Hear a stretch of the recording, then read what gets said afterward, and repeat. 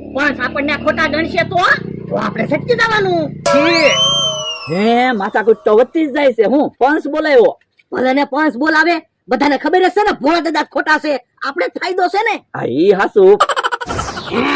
અમથો તો કેહા કાકા ને જમરૂ કાકા ને બોલાવીને આવ્યો. તે ભલાને બોલાવીને આવ્યો, આપણે હાસા સીવી ને.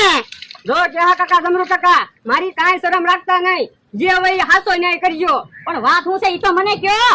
એ એની વાડીમાંથી અમારી વાડીમાં પાણી આવ્યું અને અમારી રેતી પલળી ગઈ. અમારા વાડીમાં લાદી નખાવાની હતી, હવે કેમ લાદી નખાવી?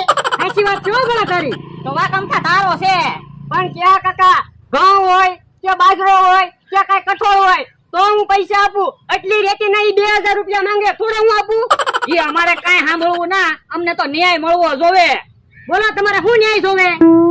એ અમારે કાં 2000 રૂપિયા જોવે અને નકર અમારે અમથાને 5 ઢોલું મારવી છે. બોલ અમથા, 5 ઢોલું ખાવી છે કે પૈસા આપે છો? પૈસા તો હું દેવાનો જ નથી, બાકી પંચ કેવી મને મંજૂર છે. ભોળા અમથાને 5 ઢોલું મારી લે, પંચ નો આદેશ છે. 5 ઢોલ. ઓય બાપા, ઓય બાપા, ઓય બાપા.